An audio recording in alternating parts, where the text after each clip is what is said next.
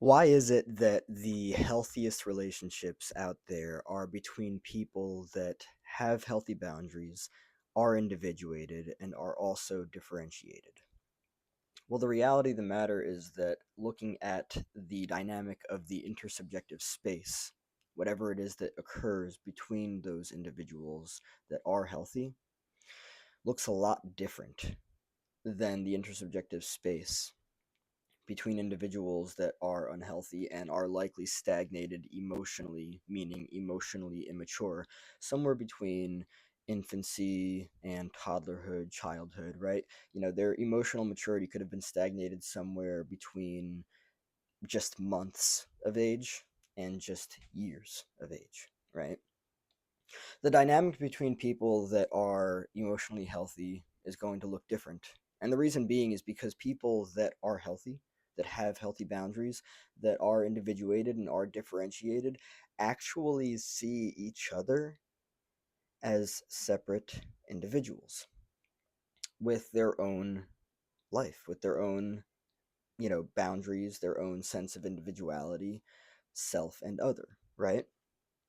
People that are emotionally immature tend to be much more on the side of unhealthy narcissistic standards in terms of maybe seeing the other person as an extension of themselves, right?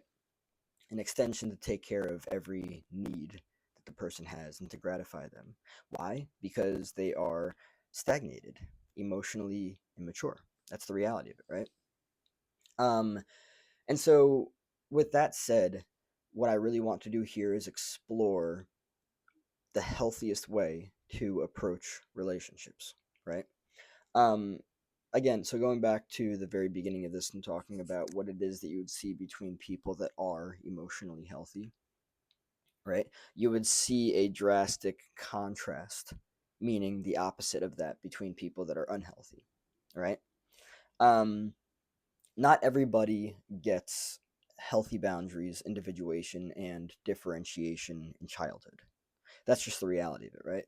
If you, however, become aware enough and seek therapy and seek personal growth and healing, knowing what it is that fucked you up, you actually have a chance to start a better path for yourself and, get on the path of healthy boundaries, individuation, and differentiation, right?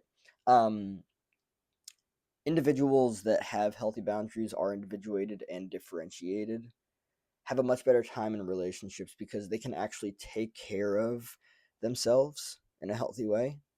And therefore, with that, they can actually other, they can give the other person what they need, right? And it's not these like mountain like massive, enormous, ridiculous things. It's more so a compliment than anything else, right? So let's look at it this way, right? People that are healthy complement your life. People that are unhealthy take away from your life, but they don't give anything, right? Relationships with people that are unhealthy are very much a one-way street, and that's just the reality of it, right? So, the healthiest way to approach relationships is to make sure that you are healthy boundaried, that you are individuated, and that you are differentiated. You will not find that with people that are emotionally immature because emotional immaturity is the exact opposite of having healthy boundaries and being individuated and being differentiated. Um, and so that's just the reality of it, right?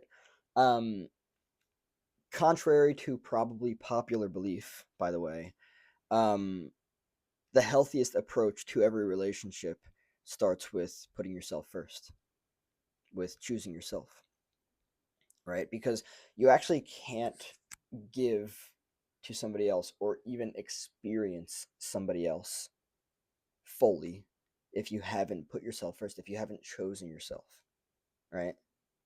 That's just the reality of it. So,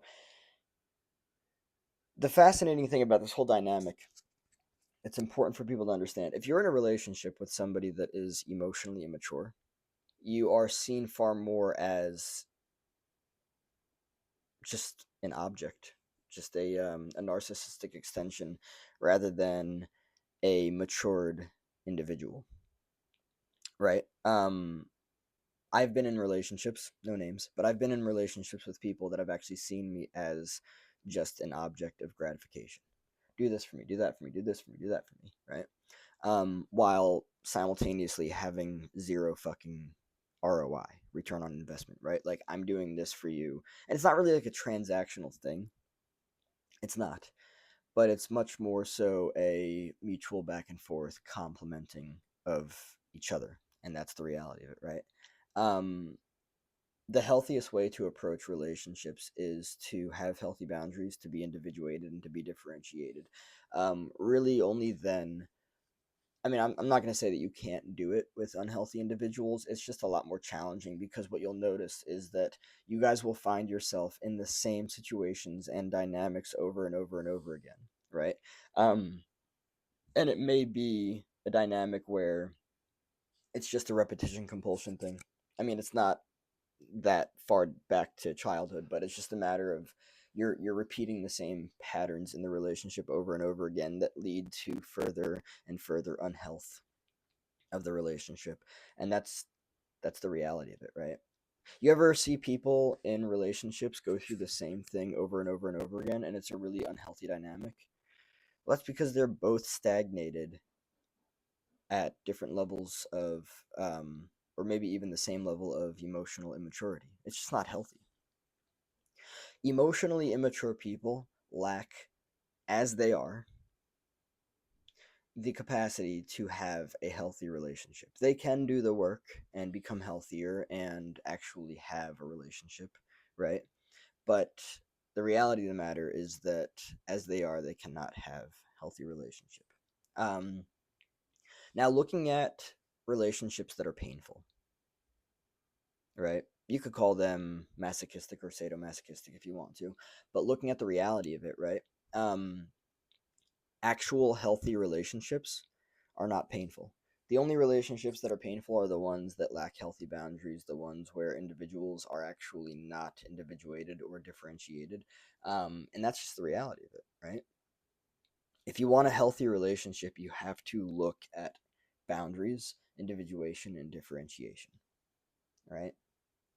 Because otherwise, you're just not in a healthy relationship.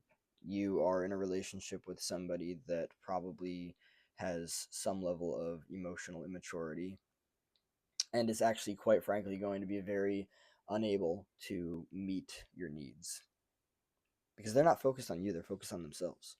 Emotionally immature people are focused on themselves, but in an unhealthy way. And that's the reality of it, right? Um, the healthiest relationships out there are the ones where both individuals, excuse me, both individuals have healthy boundaries, are individuated and differentiated, and they understand mutual back and forth give and take. You know,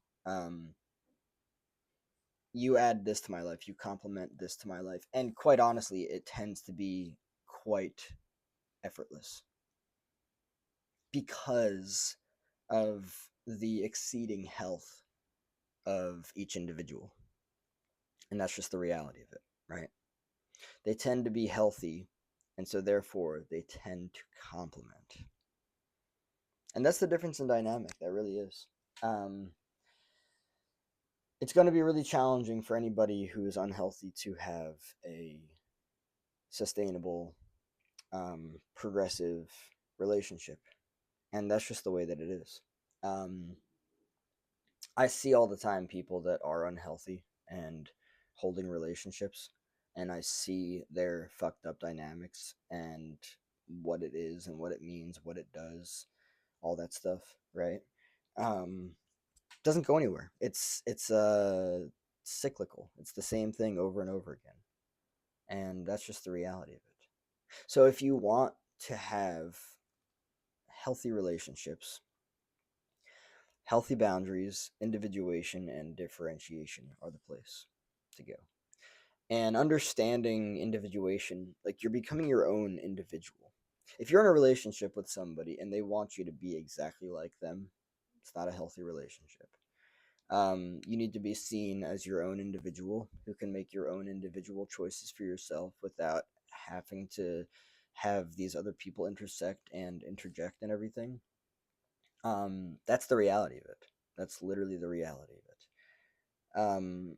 The healthiest relationships out there are the ones where people are fully allowed to be themselves. But that's, of course, why the boundaries are in place, because differentiation, self, other, um, right? You're not controlled. Like, I'll end off with this real quick. Before I knew what healthy relationships were, I thought I was in one. And now, as I look back and I understand how fucked up the dynamics were between me and the people that I was in relationships with, sorry, I had a burp coming through. Um, I now realize how actually fucked up my relationships have been, and I don't just mean the relationships with women. I also mean platonic relationships, right? With friends and stuff, right? Um, any relationship that lacks healthy boundaries, that lacks necessary individuation and differentiation, is both going to be unhealthy and it's going to have a lot of turbulence. It's just the way that it is.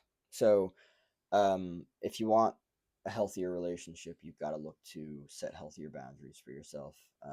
Work to individuate, become an individual, and learn to see other people as just people. Just accept them for who they are. They don't have to be these narcissistic extensions of you. You don't have to change people into what you might feel would be more comfortable with you. Just allowing people to be as they are, accepting them as they are. That's the reality of it.